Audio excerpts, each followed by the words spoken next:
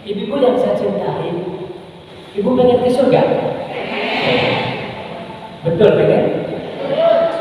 Ada dua syarat kalau ibu pengen masuk ke surga. Jadi tidak mungkin kita masuk ke surga tanpa ada dua syarat ini.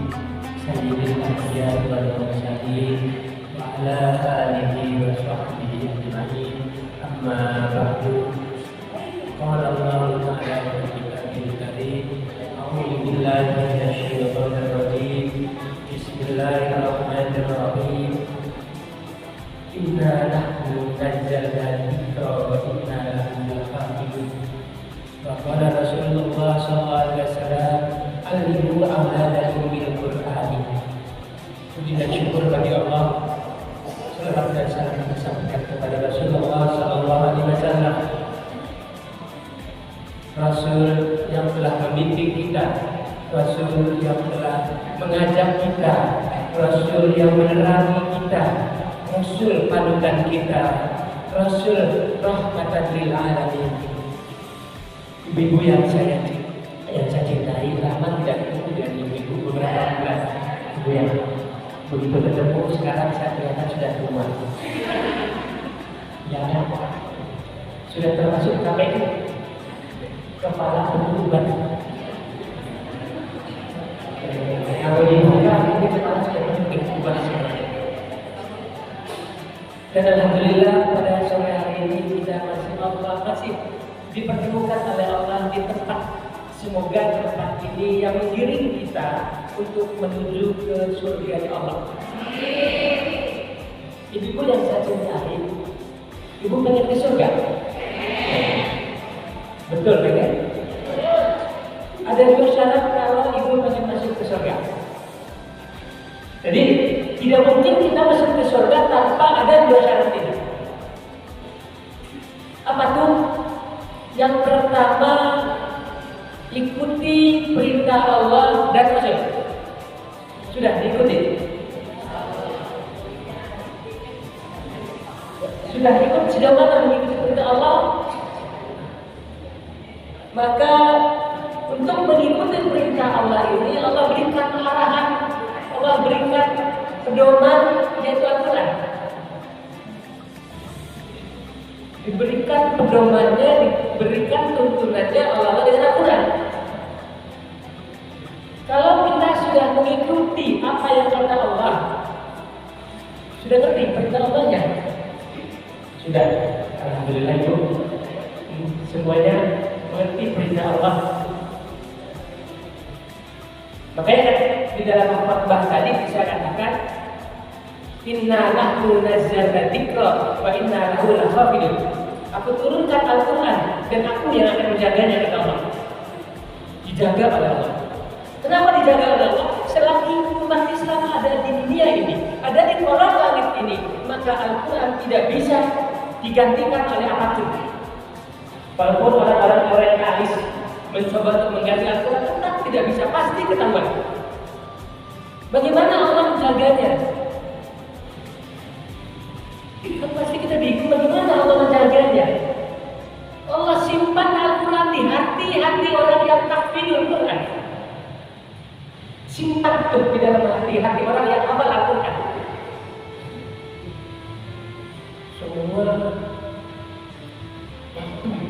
Semua kejadian di tempat manapun, Al-Quran cocok untuk dimakan, Al-Quran cocok untuk diwajibkan.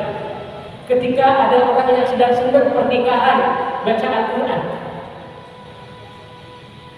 Ketika kita mau rapat, baca Al-Quran. Ketika ada kematian, baca Al-Quran. Cocok kapanpun dan dimanapun, apapun acaranya, Al-Quran cocok. Coba kalau ada anaknya diajarinya dangdut, lalu ada kematian, diajarinya organ, diperdengarkan di orang kematian, ya pantas. Orang lari sempat dia orang meninggal atau bahkan organ dinyanyiin. Walaupun nyanyinya tentang kematian. Kan ada dulu lagu tentang kematian, kapan tiba ajalku. Lagu siapa itu? Bapak siapa? Tentang kematian, lagu ungu. Lalu tentang kematian yang ada dalam Al-Quran, ada dalam surat apa?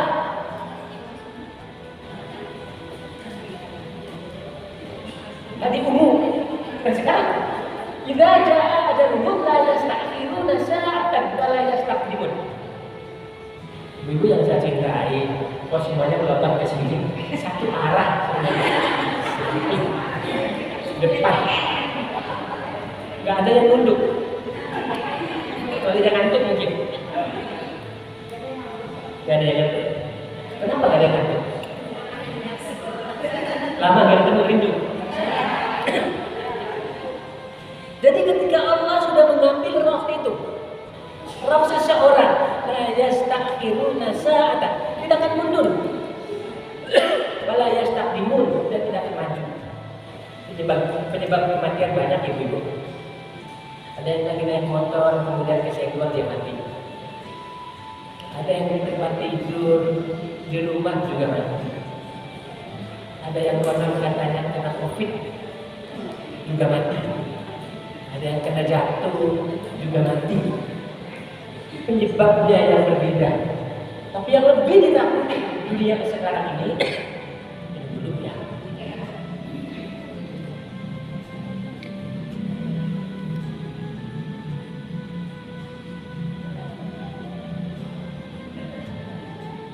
Yang lebih ditakuti dunia sekarang ini COVID-19. Kita takut nggak, Bu? Harus takut tidak ke COVID-19? Takut. Takut tidak kepada Allah, Ibu? Lebih takut mana kepada Allah dengan ke COVID-19?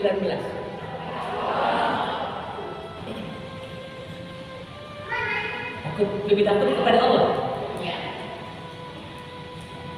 Atau sebaliknya, takut ke-19 ini jauh lebih dibanding dengan ke Allah.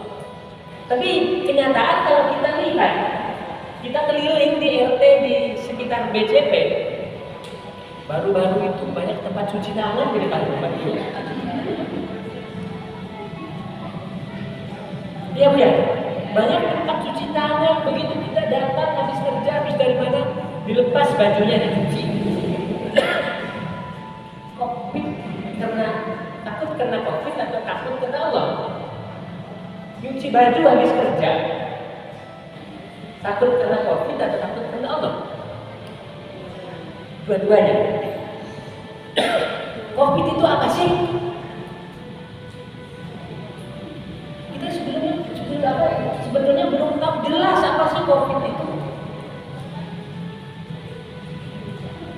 Sampai kita kemana-mana diwajibkan, diharuskan, dianjurkan untuk menggunakan masker. Kenapa tidak, kalau tidak kemana-mana kita menggunakan tasbih, menggunakan jilbab yang dirapi?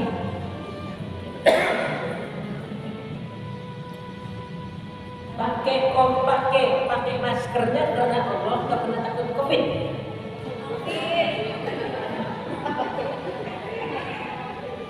Pakai jilbabnya takut karena Allah atau memang takut karena COVID? Dulu kalau ada orang yang pakai kayak masker sadar ditakuti. Mereka tidak asing lagi, terbiasa dia pakai masker. Cuma bentuknya namanya bukan masker, tapi sadar. Bukankah Rasulullah pernah melarang di suatu tempat jangan masuki? Untuk mendatangi ke satu tempat, kata Rasul jangan masuk di tempat itu. Jadi disuruh mengisolasi. Sebetulnya pada masa Rasul pernah Dan pada masa Umar bin Khattab, Yaman pernah diisolasi. Yaman itu kampungnya siapa Ibu? Kampung Ibu atau bukan? Yaman itu kampungnya Abu Hurairah. Abu Hurairah itu sahabat Rasul yang terpisahnya ketika di rumah saja. Selain di rumah selalu ikut. Bahkan Abu Hurairah itu tidurnya di emperan rumah Rasulullah. Dia selalu ngikut dan banyak hadis yang diriwayatkan oleh Abu Hurairah. Itu yang saya cintai. Ya jangan tergangguin. Kan kita ngomongnya Al-Quran tadi. Saya sering nanya ke ibu-ibu, siapa yang khatam Al-Qurannya 3 kali dalam 1 bulan? 3 kali dalam 1 bulan. Ibu barangkali yang sudah sesepuh, ibu yang sudah janda biasanya yang baca Al-Quran. Atau barangkali ibu-ibu muda yang masih kuat duduknya ada yang 3 kali dalam sebulan. Satu pun gak ada di sini. Semoga nanti pulang dari sini mulai daripada bangun tidur ambil HP, mau tidur dipisahkan baru HP-nya. Ketika sudah kelamaan dicas HP-nya, ketika butuh baju lihat HP, informasi lihat terus YouTube segala. Lebih lama melihat Al-Quran atau melihat HP? Berapa jam? Begitu. Kalau saya tanya di WhatsApp ada kabar apa? Di YouTube ada kabar apa hari ini?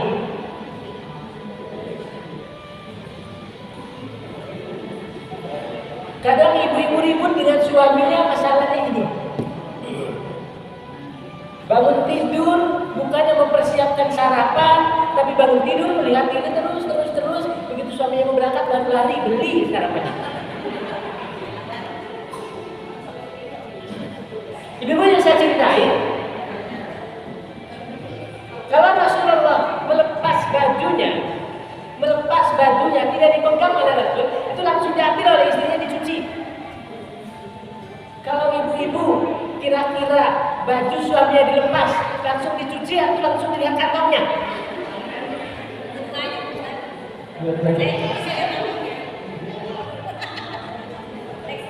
Jadi setiap Rasul melepas baju, karena Rasul itu bajunya gak banyak, berapa bajunya?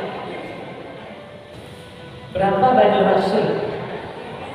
Cuma 2. Kalau satunya dipakai berarti satunya kalau lagi dicuci itu disimpan.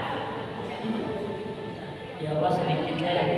Dan kalau Rasul sudah menentukan baju itu, sudah ada gantinya, maka dikeluarkan baju itu dari rumah dan diambil oleh sahabat-sahabatnya berebut. Sahabat Rasul berebut kalau baju bekas dipakai Rasulullah dengan alasan mengambil barokah. Baju yang bekas dipakai Rasul, apalagi kalau Rasul cukur, jauh lebih berebut rambutnya. Sudah pernah lihat rambutnya Rasul?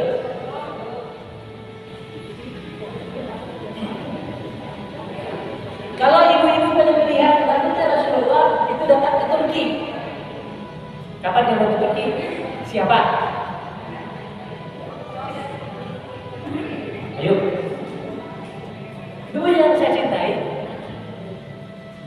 Ketika kita bicara Al-Quran, maka Allah simpan Al-Quran itu fi qulubil mu'minin, di hati-hati orang yang beriman, bukan orang Islam, tapi orang yang beriman. Karena banyak orang yang mengaku dirinya Islam tapi tidak kenal Al-Quran. Banyak orang yang mengaku dirinya mukmin, ngakunya, tapi dia tidak kenal Al-Quran. Terkadang ketika dia suruh pimpin untuk selamatan, pimpin untuk syukuran, bukan Al-Fatihah, tapi dia bilang Al-Fatihah. Ini masih banyak. Jauh berbeda Al-Fatihah dengan Al-Fatihah. Al-Quran itu ditulis dengan bahasa Arab, bukan bahasa Indonesia, bukan bahasa lain. Inna anzalnahu Qur'anan Arabiyyan. Aku turunkan Al-Quran dengan berbahasa Arab. Kenapa dengan berbahasa Arab? Karena dibacakan oleh Rasulullah dan Rasulullah berbahasa Arab. Rasulullah berbahasa Arab dengan bahasa Arab yang fasih. Nah, sehingga sahabat-sahabatnya ini kan semuanya, sahabat Rasul itu semuanya itu dari Arab. Semuanya orang yang hafal Al-Quran itu berawal dari Arab. Kecuali ada yang lain kayak macam Salman Al-Farisi, sahabat-sahabat Rasul yang datang agak jauh, bukan dari Jazirah Arab, tapi jauh. Tapi tetap mereka datang ke Arab dengan berbahasa Arab, membaca Al-Quran itu dengan bahasa Arab. Jadi kalau kita tulisnya latte, tulisnya dengan latte, tapi bacanya Arab, itu juga tidak benar. Tidak benar, makhrajnya susah ibu.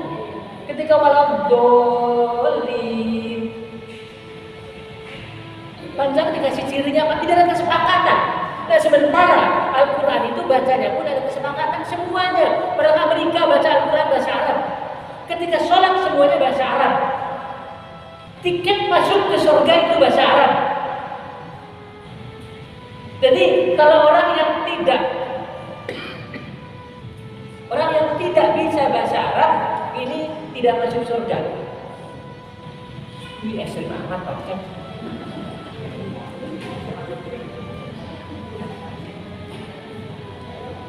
Tiket masuk surga antara lain itu bahasa Arab. Kenapa? Karena Fatihahnya, sholatnya itu menggunakan bahasa Arab. Jadi ketika kita Allahu Akbar, kita tidak mengatakan Allah besar, enggak. Tapi yang kita katakan Allahu Akbar, bahasa Arab. Ketika kita baca Fatihah, kata Rasul, la sholata liman lam yaqra Fatihatul Kitab, tidak akan sah sholatnya tanpa membaca Fatihatul Kitab. Tidak membaca Fatihah, bahasa Arab atau bahasa Indonesia? Kan bahasanya bahasa Arab, sebenarnya seragam lagi. Walaupun ada qiraat sab'ah, tetap semua yang menggunakan bahasa Arab, cuma mengatur bunyinya yang berbeda, panjang pendeknya yang berbeda itu saja.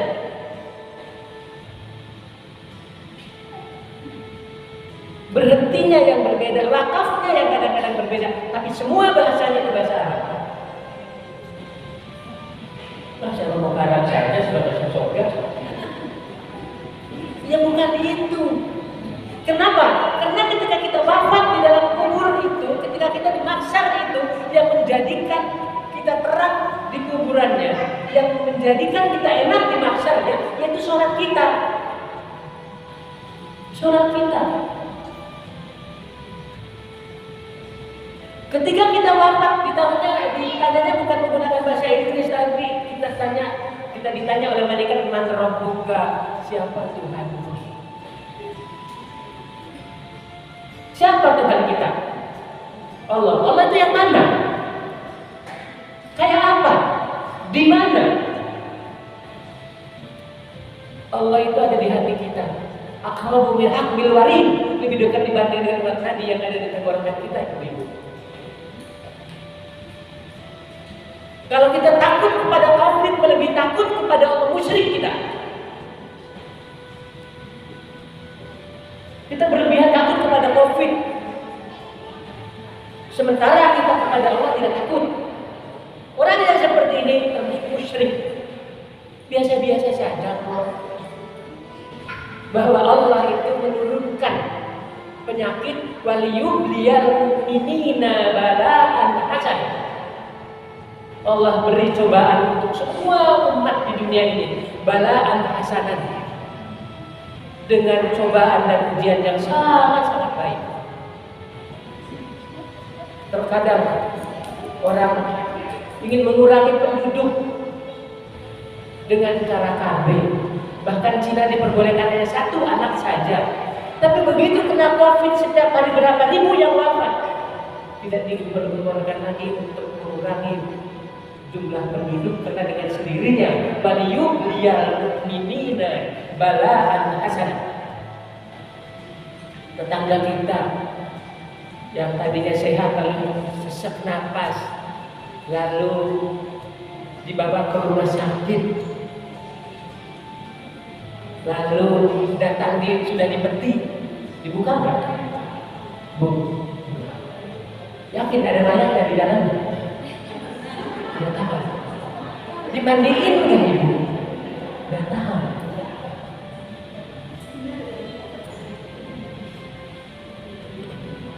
Menghadap ke kiblat mayatnya atau bukan?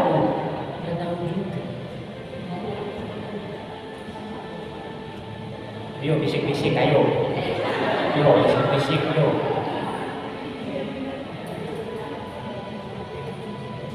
Jadi ini ujian dari Allah, bukan musibah, tapi ujian dari Allah. Apakah kita termasuk orang yang beriman kepada Allah atau memang kita semakin jauh kepada Allah? Kalau kita semakin dekat dengan adanya COVID-19, kita semakin dekat kepada Allah. Ibadah kita semakin mantap kepada Allah. Ketika ngangkat tangan untuk takbir, seakan-akan kita tamutu rodan. Besok kita akan mati karena tidak tahu besok kita kena apa. Ikmal lidunya akan ta'ishu abadan wa mal akhiratika kannaka tamutu rodan. Jadi ketika kita mengejar ke akhiratan, ke amal kebaikan, belajar agama, seakan-akan kita akan mati besok. Kan hebat. Tapi ketika kita ikmal di dunia kata isu abadan, ketika kita mencari kekayaan, seakan kita mau hidup 1000 tahun yang akan datang. Ayo seperti itu. Seakan-akan kita hidup 1000 tahun. Kenapa? Supaya anak cucu kita ini dalam keadaan lemah. Maka kita mencari ridho Allah. Karena disuruh, wa idza qudiya lis-sholati min yaumil jumu'ati fas'au ila dzikrillah. Di sisi lain juga, wa bataghu min fadlillah. Kita disuruh mencari apa fadl Allah ini yang menciptakan. Lalu hidup kan untuk apa sih? Kapan sih kita akan mati? Siapa yang tahu kapan mati? Tidak ada yang tahu. Makanya hidup kita tak mesti serahkan, tak mesti kita menunggu harta di hati kita, biarkanlah harta datang ke kita, tapi kosongkan di hati kita dari harta. Ini yang paling sulit itu. Kadang begitu Allah uji dengan harta, melimpah ruah, langsung dia, aku paling hebat. Begitu Allah ambil. Dengan seketika, dengan jarak waktu 1 minggu, 2 minggu, 1 bulan, 2 bulan, baru dia merasakan, oh iya ya, bahwa Allah memberikan harta, tidak menyiapkan tempat. Allah mengambil harta, tidak ngomong lagi ke orang itu, diambil saja. Kita tidak boleh terlalu terlena dengan kehidupan dunia ini. Harta itu sebetulnya kalau pengen nurut, pengen datang ke kita, syaratnya 1, ikuti perintah Allah. Maka Allah janjinya takillah yaj'al makhraja wa yarzuqhu min haitsu la yahtasib. Ibadah kepada Allah, yaj'al makhraja, Allah akan memberikan jalan keluar dari kesulitan, apapun kesulitannya. Wa yarzuqhu min haitsu la yahtasib, Allah akan memberi jalan kehidupan. Allah akan memberi jalan kehidupan. Bukan kita menciptakan kehidupan, tapi Allah yang akan memberi jalan kehidupan. Hartanya bukan dicari. Kita tidak mesti jungkir balik menggunakan shift siang malam. Allah bagi shift itu dibagi Allah itu cuma 2, siang malam. Lalu shift yang paling hebat menurut Allah yaitu malam hari. Sehingga dianjurkan peminal lain tahajjud fi nafilatillah. Asa ajab kata kalau bukan maqam mahmudah. Ayo ibu-ibu, jangan mencari harta berlebihan. Bagaimana harta datang kita dengan berlebihan? Bukan kita mengumpulkan harta berlebihan, tapi Allah mendatangkan harta kita dengan berlebihan. Tapi jangan ditaruh di hati, cukup taruhnya di sini saja. Kalau ditaruh di hati, harta susah. Mau sholat juga hatinya ingat begitu Allahu Akbar. Betul, istri saya yang kedua jangan-jangan dia sirah. Ketika Allahu Akbar, Jangan-jangan suami saya berbuat mesum. Jangan-jangan ATM-nya suami punya 2. Jadi ketika kita katakan inna sholati wa nusuki wa mahyaya wa mamati lillahi rabbil alamin, yang namanya kehidupan duniawi kita lepaskan semuanya di hati kita. Lepaskan di hati kita semuanya. Kalau itu kehidupan dunia datang ke kita nih, dengan harta datang ke kita, ingat, keluarkan sedekahnya. Mana kosomalin bis sedekati, tidak akan berkurang harta dengan sedekah. Kalau kita menggunakannya pikiran-pikiran ekonomi, andaikan kita punya uang 1 juta, kita keluarkan 200.000. Aduh, nanti beli garamnya, beli bumbu dapurnya nggak kebagian ya. Kenapa? Bukan iman yang bicara, tapi nafsu kita yang bicara. Kalau iman yang bicara, ketika harta dikeluarkan di jalan Allah, andaikan 200.000, Allah akan menggantinya 2 juta. Ibu percaya nggak kira-kira? Percaya. Udah nyoba belum? Sudah. Datangnya banyak atau sedikit? Ditanya suami kemana uangnya, jawabnya kayak apa? Habis. Kan dijatah dari suaminya. Nih, kamu 1 bulan 2 juta cukup nggak cukup? Dijatah. Begitu Allah beri rezeki ke kita, itu tidak dijatah. Ayo ikuti perintah Allah, maka pasti rezeki ini akan datang. Ibu pencerahanlah sedikit. Jadi kalau kita bicara tentang alladzina yu'minuna bil ghaibi, bicara pada keimanan pada yang gaib, rezeki itu gaib atau nyata? Kalau rezeki itu dianggap nyata, maka orang-orang yang kerja itu orang miskin semuanya. Orang-orang yang gajinya 10 juta itu termasuk orang yang miskin kalau memang dianggap rezeki itu nyata, bukan gaib. Ya kan? Ternyata dihitung kurang. Wa may yattaqillah fahuwa hasbuh. Siapa yang menyerahkan kepada Allah cukup. Ketika Abu Bakar menyerahkan hartanya ke Rasulullah, semuanya yang sudah diserahkan untuk perjuangan agama ini karena Allah. Apa waktu itu pertanyaan Rasulullah kepada Abu Bakar? Ya Abu Bakar, mau diberi apakah anak dan istrimu? Apa jawabannya? Allah wa Rasul kafa ilaina. Allah dan Rasul cukup untuk aku. Diserahkan semuanya itu. Tapi karena kita sekarang mencari orang yang amanah, yang untuk mengelola itu di jalan Allah, masih banyak yang penyelewengan luar biasa. Banyak penyelewengan. Ibu yang saya cintai, jadi alladzina yu'minuna bil ghaibi, rahasia Allah itu 4 yang tidak bisa dan tidak mungkin untuk diketahui oleh manusia. Antara lain rezeki. Terkadang kita dengan sombongnya, nanti saya mau malam minggu mau bacakan ini. Dia ngomong di malam Jumat, di program dia mendahului kehendak Allah. Gak jadi barangnya orang yang punya uangnya gak datang. Siapa yang membuat tidak jadi? Allah. Dengan sombongnya pernah saya ngomong, nanti kita minggu nyate kambing ya. Dia habis sholat subuh beres-beres, kemudian mengeluarkan motor, mau keluar mau nyari daging kambing, begitu keluar ada yang nungguin. Pancet tolong potongin kambing, mau akikah, potongin. Itu uang tadinya rencananya untuk beli daging kambing, sudah dipotong sebentar ya nunggu ya. Bawain dagingnya, satanya tidak beli lagi daging kambingnya, tapi Allah menggantikannya dengan daging yang tadi dari orang itu. Akhirnya kita berpikir, ini 150.000 rupiah rencananya untuk beli daging. Dagingnya sudah ada, mau dikemanakan tuh kira-kira? Bu? Kalau kita kumpulkan makanan nih di rumah nanti habis maghrib ini, suaminya ada yang ngundang, dapat berkat 2, mau dikemanakan tuh?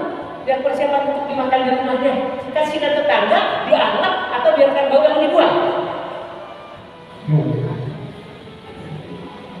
Kita tidak boleh bersombong di hadapan Allah. Karena program Allah, kehendak kehendak Allah, tujuan Allah itu lebih pas dibanding dengan kita.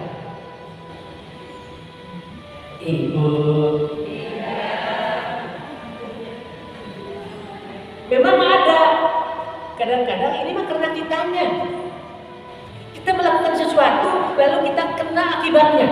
Contoh begini, ibu masih muda, lalu di rumah tidak mau dandan, di rumah bau pesing, di rumah ada suami cuek, begitu suami melirik ke yang lain, itu masih berakibat. Kenapa dia melirik ke yang lain? Karena di rumahnya pesing.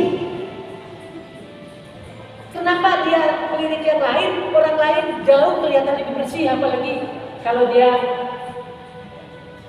lebih menarik bagi mereka. Jangan salahkan mereka ibu suaminya nyeleweng. Jangan salahkan. Introspeksi diri, kenapa? Yo, ya. Ayo. Salah kita kah? Salah istri kah? Salah suami kah? Atau memang tetesan takdir? Ibu, salah ibu, salah suami, atau tetesan takdir?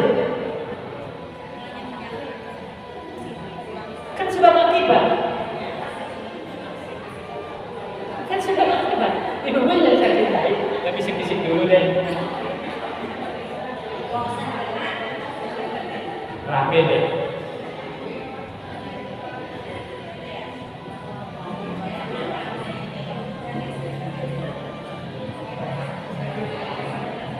Saya cintai, kalau kita pengen hidupnya tenang, tentram, baiti jannati, jadikanlah Al-Quran di rumahnya hiasan bibir.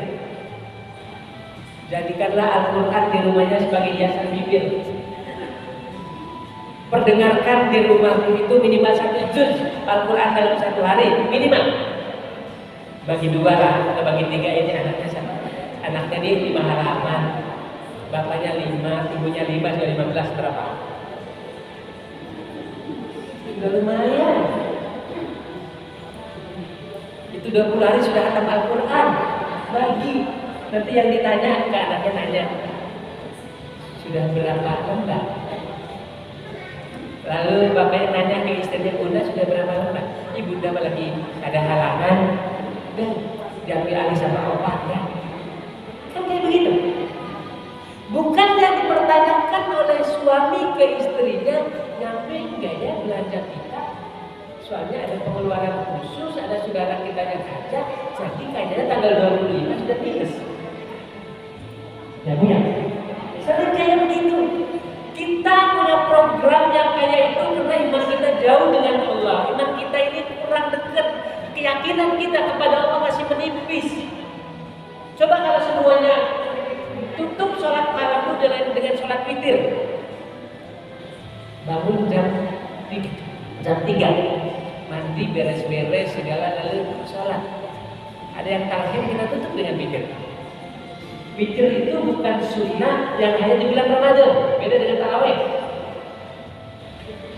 Ibu yang saya cintai, kalau bulan Ramadan semuanya pasti sholat witir. Sekarang di bulan Ramadan apa semuanya sholat witir? Nggak ada juga. Walaupun ada juga nggak banyak juga. Jadikan Al-Quran itu hiasan di bibir kita.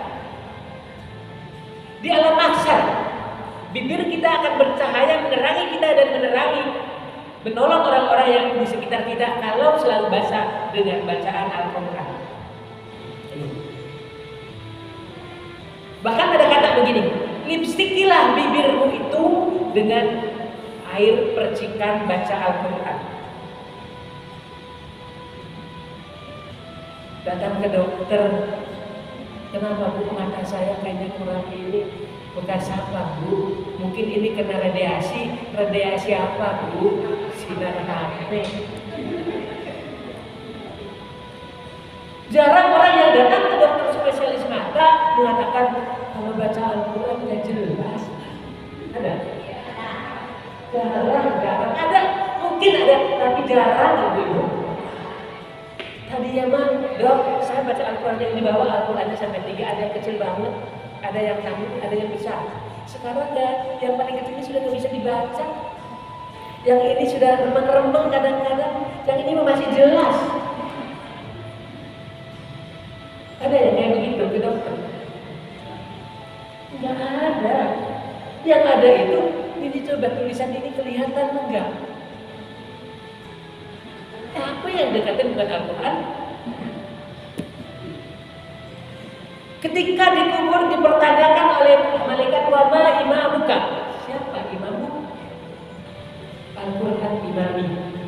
Al-Quran itu sebagai petunjuk bagiku. Itu akan dipertanyakan, bukan wa ma qira'atuka fi kulli yaum. Apa yang kau baca di dalam setiap hari? Al-YouTube yukra'u ilaihi. YouTube lah yang aku baca setiap hari.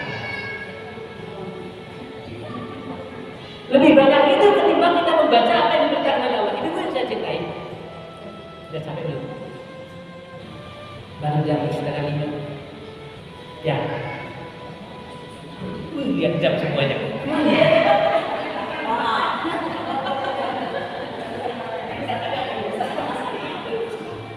Itu yang saya cintai. Kalau ibu rindu sama Mancep satu jam perasaan 1 menit. Katanya rindu. Kenapa ketika ngomong diselewengkan baru jam 4:30 sudah lihat? Berarti itu sudah pengen pulang.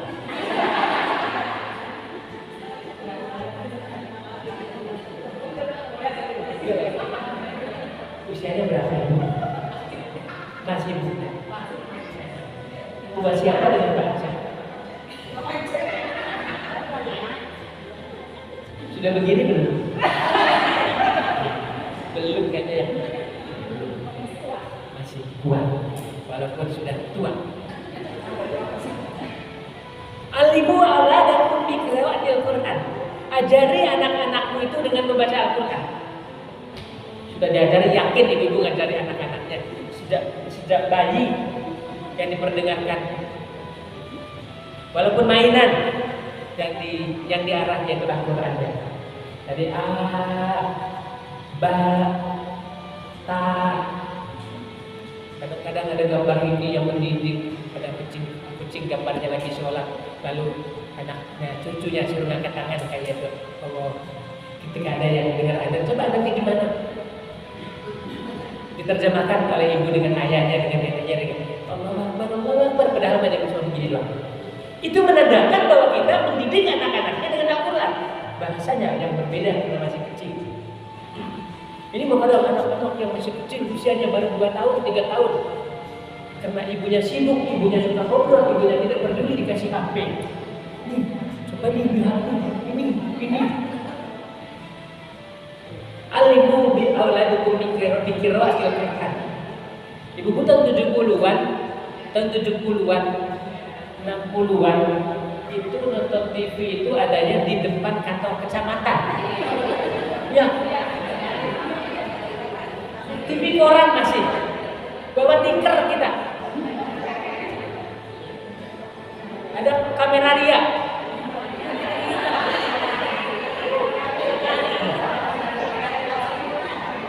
Rame. Apalagi kalau minggu ada tinju Muhammad Ali. Rame benar.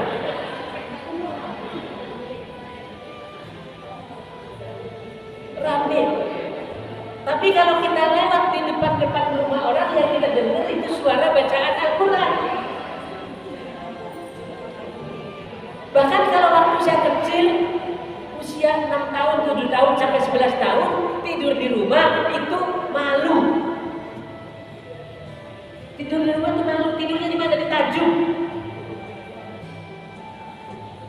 Habis maghrib itu kalau tidak di musola itu di rumah masing-masing ada kata-kata, awas ada sadakala ya, jadi gabung. Nggak boleh keluar. Sekarang tidak keluar, tidak ada suara. Satu rumah ada 20 orang, tapi tidak ada suara sama sekali. Yang didengar apa? Pada begini semuanya. Subhanallah. Jadi memang kata Rasulullah itu pas, yang kata Rasul, nanti di akhir zaman banyak orang asik dengan matanya masing-masing. Tidak peduli dengan sekitarnya, asik saja. Kadang-kadang anaknya kemana, suaminya kemana, apa yang dibaca, apa yang dilihat. Bahkan kalau orang tuanya nggak mengerti, ketika apa direkam, anaknya tahu kemudian menirukan, subhanallah. Kalau memang kita sudah punya anak, maka ajarilah, jadikanlah rumah-rumahmu itu sebagai madrasah yang pertama.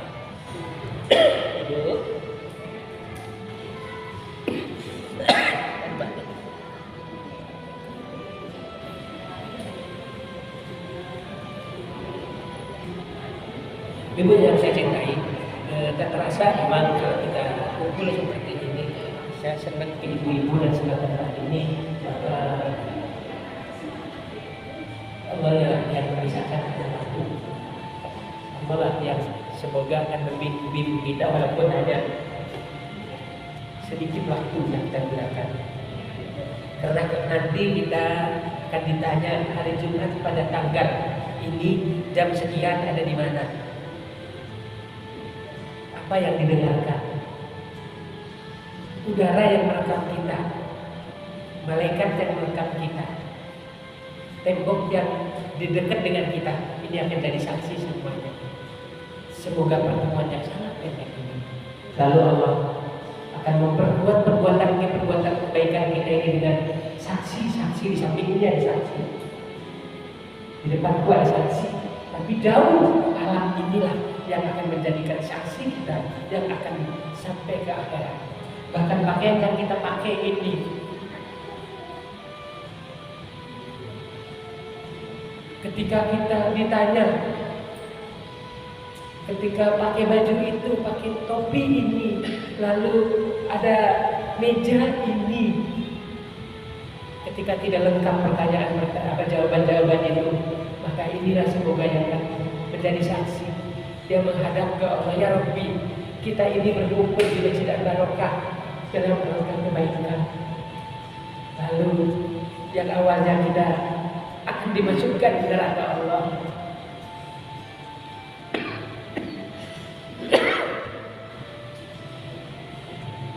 Allah akan mengurangi, Allah akan percaya kepada alam yang sekeliling kita, yang merekam kita, yang menghadap kepada Allah sebagai saksi kita berbuat baik. Karena ini akan dari saksi kita menghadap Allah.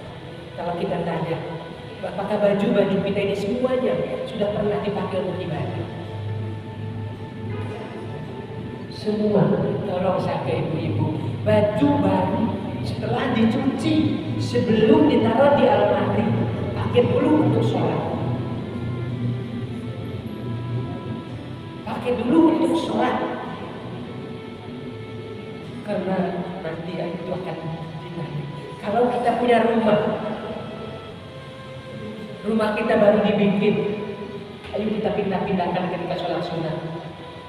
Di ruang tamu, di ruang keluarga, di ruang tidur kita, kecuali kamar mandi, di dapur kita, menjelang kita tempati itu, jadikanlah rumahmu itu sebagai masjid, sehingga nanti ketika kita wafat akan menjadi saksi. Pasir yang kita injak, keramik yang kita injak, ini akan menghadap kepada Allah. Jangan aku lebih senang ya Allah diinjak untuk sholat.